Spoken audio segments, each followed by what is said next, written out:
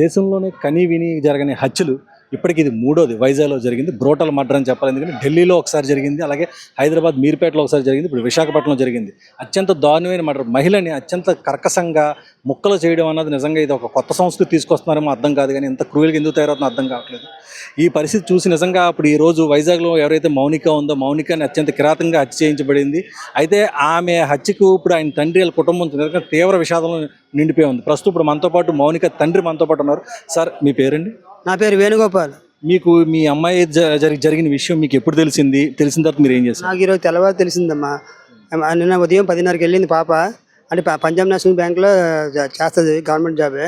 అయితే అది part time అనమాట, ఈ మధ్య వచ్చింది. అయితే మిగతా పార్ట్ టైంలో ఈవెంట్ చేస్తుంటుంది. నిన్న ఉదయం 10:30కి ఆదివారం కదా ఖాళీ కాబట్టి ఈవెంట్కి వెళ్తానని చెప్పింది. ఈవెంట్కి వెళ్తానని చెప్పేసి 11:30, 12 గంటలు మళ్ళీ చేసాం మేము. రింగ్ అవుతుంది, ఎత్తలేదు. అయితే ఈవెంట్లో బిజీగా ఉంది, మళ్ళీ ఒక గంట పోయి చేస్తే స్విచ్ ఆఫ్ ఉంది. స్విచ్ ఆఫ్ ఉందంటే ఛార్జింగ్ అయిపోయింది అనుకున్నాం.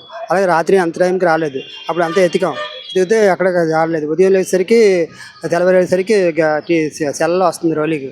మీకు ఈ సమాచారం ఎలా తెలిసింది? సెల్లో చూసి, న్యూస్లో చూసిన తర్వాత మీకు తెలిసింది? మాకు తెలియదు. అప్పుడు బాబు వస్తుందేమో, ఇలా చచ్చిపోద్దని తెలియదు కదా. ఈవెంట్లో ఉండిపోయింది, రాత్రి ఉంచారేమో. ఆడపిల్లలు కదా అందరూ ఉంటారు ఈవెంట్లో. అయితే వస్తుందేమో అనుకుంటున్నాం. ఈ ఉదయం వెళ్ళేసరికి వెంటనే ఒక అరగంటలో సీఏ గారికి ఫోన్ చేసి ఇలా గాజువాక స్టేషన్ రండి అని చెప్పి అంతలో చేసాం. అయితే జరిగింది ఏంటంటే పాప గవర్నమెంట్ ఉద్యోగం, సెంట్రల్ గవర్నమెంట్. ఆ పాపకు డబ్బులు ఎవరికి ఆశపడదు, అది కావాలని కేసు. అమ్మాయి చచ్చిపోయింది కదా, ఇంకా చెప్పేవాళ్ళు ఎవరు లేదు కదా, ఎవిడెన్స్ లేదు కాబట్టి వాడు ఇష్టం వచ్చినట్టు వాగుతున్నాడు. ఏమని అమ్మాయికి డబ్బుల కోసం నన్ను ఏది ఇచ్చింది, నేను 3 లక్షలు అంత ఇచ్చానని చెప్పి. అది అంత అబద్ధం, అది తప్పది. ఆ అమ్మాయికి డబ్బులు అవసరం లేదు, ఆ అమ్మాయికి బోల్ డబ్బులు. ఎందుకంటే ఉద్యోగం చేస్తున్న జీతం మా అమ్మాయికి అడగడం, మా అమ్మాయి బ్యాంకులో వేసుకుంటుంది. తర్వాత ఈవెంట్ డబ్బులు బాగా వస్తాయి. అదే మేము అందరూ ఉద్యోగస్తులు, సెటిల్ అందరూ ఉద్యోగస్తులు, ఎవరు ఖాళీ లేవు. దాంతో ఇక వాడు ఏం చేశాడంటే ఈ అమ్మాయిని ఏ విధంగా ట్రాప్ చేసి అక్కడ తీసుకెళ్ళాడు. ఎల్బీ అక్కడ కాల్ చేశాడు, అపార్ట్మెంట్ తీసుకెళ్ళి ఆ అమ్మాయినేమో ఇక మొక్కలు కిరాతంగా ఎవడో ఇప్పుడు వచ్చి కనీ వినకంట. అది నేవీ ఉద్యోగి, central government. Navy, army, defence అంటే మనకు సెక్యూరిటీ. వాళ్ళు అలాంటి వాళ్ళు సెక్యూరిటీ లేకుండా వాళ్ళే చేస్తారు. ఇంకా ఎవరైనా ఊరుకుంటారా? వీడు ఇలాంటి ఎన్ని చేస్తాడు, ఎన్ని ప్లాన్ వేస్తాడు, ఇలాంటి ఎన్నో చేస్తుంటాడు. అదొకటి. తర్వాత ఆయన చూసి ఇంకొకరు ఇదవుతారు. ఇలాంటి ఇంకా పెద్ద పెద్ద హత్యలు అవుతాయి. ప్రతి తల్లిదండ్రులు ఇప్పుడు నా తల్లి ఇప్పుడు నా కూతురు లేదు, నాకు నేను ఏం చేయాలి? ఉదయం మా పాపకి రేపు మా పెళ్ళి అవ్వాలి, సంబంధం అవుతుంది. అందరిలో వీడు ఇలా చేశాడు. ఆ ఉద్యోగం వచ్చింది, మంచి అల్లుడు వచ్చాడు. అందరిలో ఇంకా సెటిల్ అవుతుంది. అందరిలో ఇక నా కూతురికి పిల్లలు పడితే లాస్ట్ టైం అది. ఇంకా మా లైఫ్ ఏటవుతుందో అర్థం అవుతుంది. ఇప్పుడు ఆయన వదలకండి దయచేసి. వదిలితే మాత్రం వాడు మమ్మల్ని చంపుతాడు. ఎందుకంటే బెయిల్ మీద వస్తాడు, బెయిల్ మీద వచ్చి మమ్మల్ని ఏం చేస్తాడు, మమ్మల్ని భయప్రాంతం చేస్తాడు, చంపేస్తాడు. ఎందుకంటే లాయర్లు దయచేసి, అయ్యా లాయర్లు, ఈ డబ్బు కోసం వీడు 10,000, 20,000 ఇస్తాడు, దానికోసం ఆశపడకండి. అలాంటి వాళ్ళ డబ్బులు తీసుకుని వాయిదిస్తే ఇంకా మీకు 10 రెట్లు పోతుంది. ఎందుకంటే జ్వరం, జబ్బుకు మనం ఎవరు చెప్పలేము.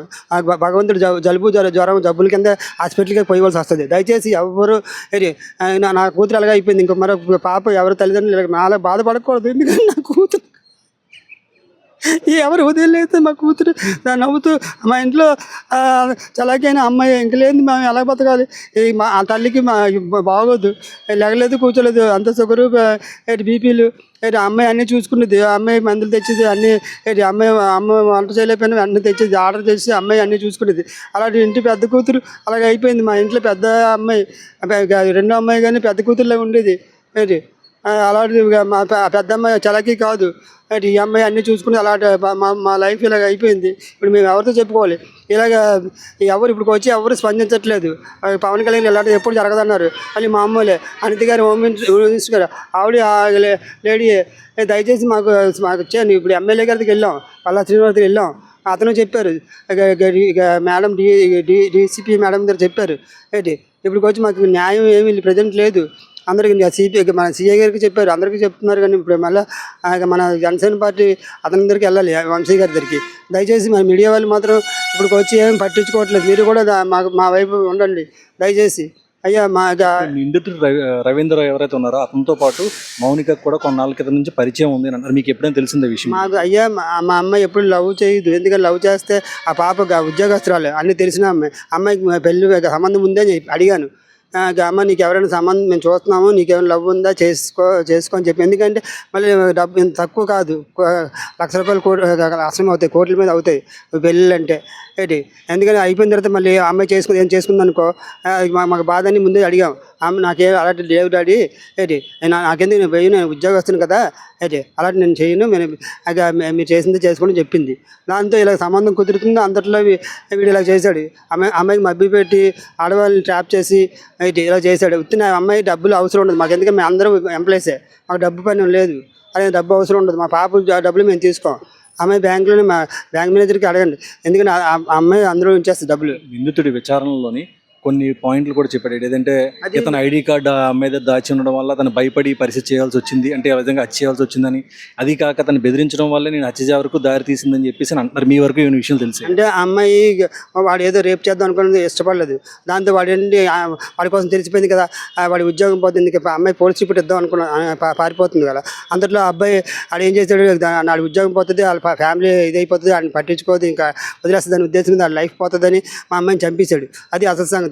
ఎలా క్రూరంగా చంపడం అంటే ఆడేదో తప్పు చేసింది, ఆ న్యాయ ఉద్యోగి తిట్టి దానికి అమ్మాయి మీద కేసు పెట్టి అది చేయాలి కదా, లేదా మాకు అప్పచెప్పాలి కదా. చంపడం ఏంటి, చంపేది మనిషిగా క్రూరంగా వాడి న్యావి డిఫెన్స్ మామూలు చేసిన పర్లేదు, ఆ డిఫెన్స్ ఉద్యోగస్తులు చేస్తే ఇంక ప్రజలకు రక్షించవలసింది భక్షిస్తున్నారు వాళ్ళు. అర్థమైందా? అది తప్పది. వాడికి మాత్రం దయచేసి బెయిల్ రాకూడదు. బెయిల్ వస్తే మేము చచ్చిపోతాం, ఎందుకంటే మాకు భయం వేస్తుంది. మా ప్రాణం ఎవరు చూస్తారు, మాకు ప్రాణహాని ఉంది మాకు, ఎందుకంటే వాడి వల్ల. అర్థమైందా? వాడు ఏంటి ఫ్రీగా తిరుగుతాడు, ఆ డబ్బు ఉన్నాడు, మా పని ఏంటి? అయ్యా దయచేసి బెయిల్ రాకూడదు, లైఫ్ అంతా దానికి సరిపడి 10 రెట్లు. మా అమ్మాయి అంతా బాధపడింది, ఆవేదన పడింది. కోసి చంపాడు. సగం దారకొండలో సగం ఏది కాల్చి పెట్టాడు, సగం ఇక్కడ ఇంట్లో ఉంచుకున్నాడు, ముక్కలు చేసి బ్యాగుల్లోను ఫ్రిడ్జ్లోను. అది అలా కరెక్ట్. అది ఎంతవరకు దానికి 10 ఎంతలు బాధపడాలి, ఇంక బయటికి రాకూడదు. అది తగిన ఘటన జరిగిన తర్వాత నిందితుని తీసుకొని ఏదైతే ఇంటి దగ్గర హత్య చేశాడో ఆ ఇంటికి రీకన్స్ట్రక్షన్ తీసుకెళ్లారు కదా, అప్పుడు మీరు కూడా వెళ్ళి ఏమైనా చూసారు, ఏమైనా పరిశీలించారు? నేను వెళ్ళలేదయ్యా, ఎందుకంటే వీళ్ళు తీసుకెళ్ళలేదు.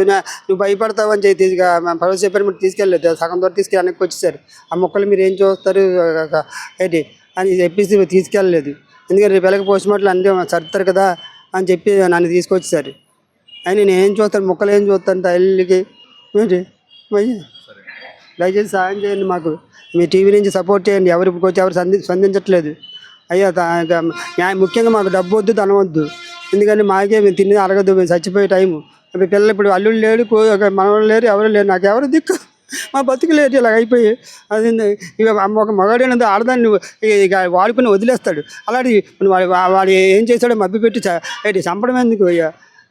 మేము వాడికి ఏమి చేయలేం కదా. అలాంటి వాళ్ళు మేము ఏం చేస్తాం, ఆడి అనాథ చంపాడు. ఆడు వచ్చి లొంగిపోలేదు. ఆడ ఫ్రెండ్కి ఫోన్ చేశాడు, సగం చంపిన తర్వాత ముక్కలు కాల్చిన తర్వాత ఆడు సాయం చేసి భయపడి సాయం చేసరికి ఫోన్ చేస్తే వాళ్ళ అబ్బాయి ఆ ఫ్రెండ్ ఏం చేశాడు వాడే వచ్చి పోలీస్ స్టేషన్ చెప్పబెట్టాడు. అది వాడు అందరూ చెప్తున్నారు వాడు లొంగిపోలేదు. వాడి ఫ్రెండ్ చెప్పిబట్టి మెసేజ్ పెట్టబట్టి పోలీస్ స్టేషన్ చెప్పబట్టే భయపడి వచ్చి లొంగిపోయాడు. అది దయచేసి ఇక మాకు సరైన న్యాయం జరపండి. ఎందుకంటే అమ్మాయి మనశ్శాంతికి మాకు ప్రాణ భయం ఉంది. వాడి వల్ల వాడు చంపేస్తాడు, ఎందుకంటే వాడు న్యాయవాడు కదా. ఇప్పుడు ఇక్కడ ఉంటాడు, రేపు ఎక్కడికి ట్రాన్స్ఫర్ అయిపోతే తెలియదు. మీకు తెలియదే ఉంది, న్యాయ డిఫెన్స్ అంటే ఇక్కడ ఉండరు, ఎక్కడికో వెళ్ళిపోతారు.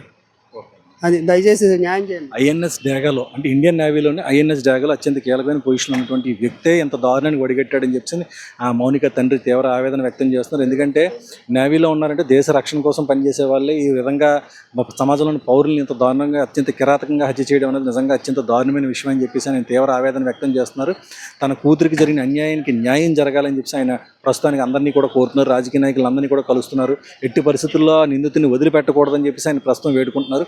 ఇప్పుడు మనం గాజువాక పోలీస్ స్టేషన్ వద్ద ఉన్నాం. గాజువాక పోలీస్ స్టేషన్ దగ్గర ఏదైతే ఈ సంఘటన జరిగిందో తర్వాత నిందితుడు తీసుకొచ్చిన దగ్గర నుంచి కూడా స్టేషన్ దగ్గర పెద్ద హైడ్రామా కూడా నడిచింది. ఎందుకంటే ఈ సంఘటన జరిగిన తర్వాత ఎవరైతే ఈ నిందితుడు ఉన్నాడో రవీంద్ర, ఇతను విజయనగరం జిల్లాకు చెందిన వ్యక్తి.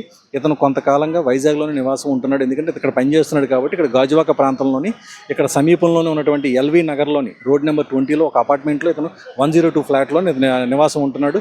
ఇదే ఇతని భార్య డెలివరీ కోసం అని చెప్పేసి అని కొద్ది రోజుల క్రితమే, కొన్ని నెలల క్రితమే డెలివరీ కోసం సొంతూరు మళ్ళీ విజయనగరం వెళ్ళవలసి వచ్చింది. ఈ లోపలలోనే ఈ అమ్మాయితో ఎవరైతే మౌనికతో ఉన్న పరిచయం నేపథ్యంలోనే ఆమెను ఇంటికి తీసుకురావడం, తీసుకొచ్చిన తర్వాత మరి ఇద్దరి మధ్య ఏం జరిగిందో తెలియదు. చాలా పెద్ద ఘర్షణ జరిగి ఉండొచ్చు. ఎందుకంటే చివరికి ఆ అమ్మాయిని పేకని చంపేసిన తర్వాత కూడా దాదాపుగా ఒక పూట సేపు ఆ అమ్మాయిని ఏం చేయాలని చెప్పి ఆలోచించాడు. ఆ తర్వాత ఆన్లైన్లోనే ఒక కత్తి, ఏదైతే మా మనిషిని ముక్కలు చేయడానికి కావాల్సిన సామాగ్రిని ఆన్లైన్లో ఆర్డర్ చేసి సాయంత్రం అవి తెప్పించుకున్న తర్వాతే హ్యాపీగా ఇంట్లో కూర్చొని మొత్తం అమ్మాయిని మెడకు భాగంగా, చేతిలోకి భాగంగా, అలాగే మిగతా ముందు అంతా కూడా 2 భాగాలుగా చేసి కొంత పార్టీని ఫ్రిడ్జ్లో పెట్టడం, మరి కొంత పార్టీని ఇంట్లో సంచిలో పెట్టడం, ఆ తర్వాత ఈ ఏదైతే తల చేతులు ఉన్నాయో అత్యంత కర్కశంగా ఏమాత్రం జాలీదయ లేకుండా విశాఖ నగర శివారు ప్రాంతం ఏదైతే అడివారం ప్రాంతం ఉందో ఆ ప్రాంతం దగ్గర తీసుకెళ్ళి అక్కడ తగలబెట్టే ప్రయత్నం కూడా చేయడం జరిగింది. ఇవన్నీ కూడా పోలీసులకు ఏ విధంగా ఇప్పుడు తెలిసిందంటే నిందితుడు లొంగిపోయిన తర్వాత విచారణలో తెలిసింది. అసలు నిందితులు లొంగిపోవడం కూడా ఒక కారణం ఉందని చెప్పి అందరూ చెప్పడం జరుగుతుంది. ఎందుకంటే నిందితుడు ఈ యొక్క హత్య జరిగిన తర్వాత ఈ జరిగిన విషయం తన స్నేహితుడికి ఈ విషయాన్ని పంచుకోవడం జరిగింది. ఆ తర్వాత స్నేహితుడిని ఎట్టి బస్సులో దొరికిపోతామని చెప్పేసి బెదిరించడంతో ఇంకా తప్పని పరిస్థితుల్లో అతను వచ్చి పోలీసులు లొంగిపోయాడు. ముందు స్నేహితుడు వచ్చి పోలీసులు సమాచారం ఇచ్చిన తర్వాత పోలీసులు సంఘటనా స్థానానికి వెళ్ళి పరిశీలించడం జరిగింది. ఆ తర్వాత కొద్దిసేపటికి నిందితుడు వచ్చి లొంగిపోయాడు అని చెప్పేసి మనకు తెలిసినటువంటి సమాచారం.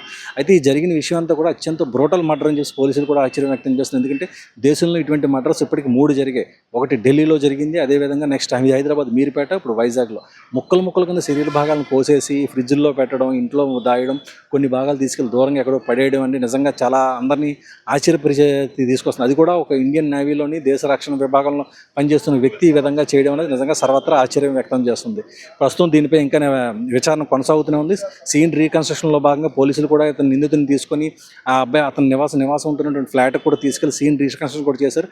ఆ ప్రయత్నంలోనే అక్కడ ఉన్నటువంటి కుటుంబ సభ్యులు కానీ, చుట్టుపక్కల నైబర్స్ కానీ అతనిపై దాడి చేసే ప్రయత్నం కూడా చేశారు. ఎందుకంటే అతను మాకు వదిలిపెట్టండి, అతను అంతు చూస్తామని చెప్పేసి ఎంతో ఆవేశంతో వాళ్ళంతా కూడా అక్కడ అభిప్రాయం వ్యక్తం చేయడం జరిగింది. సీన్ రీకన్స్ట్రక్షన్ అయిన తర్వాత నిందితుని మళ్ళీ పోలీసులు కస్టడీలోకి తీసుకున్నారు. ప్రస్తుతం గాజువాక పోలీస్ స్టేషన్లో విచారణ జరుగుతుంది. ఆ తర్వాత ఏదైతే మృతదేహం ఉందో అమ్మాయి తాలూకా శరీర భాగాలన్నీ కూడా పోస్ట్ మార్టంకి విశాఖలో ఉన్నటువంటి కేజీహెచ్ ఆసుపత్రికి కూడా తీసుకెళ్లడం జరిగింది. ఇది తాజా పరిస్థితి.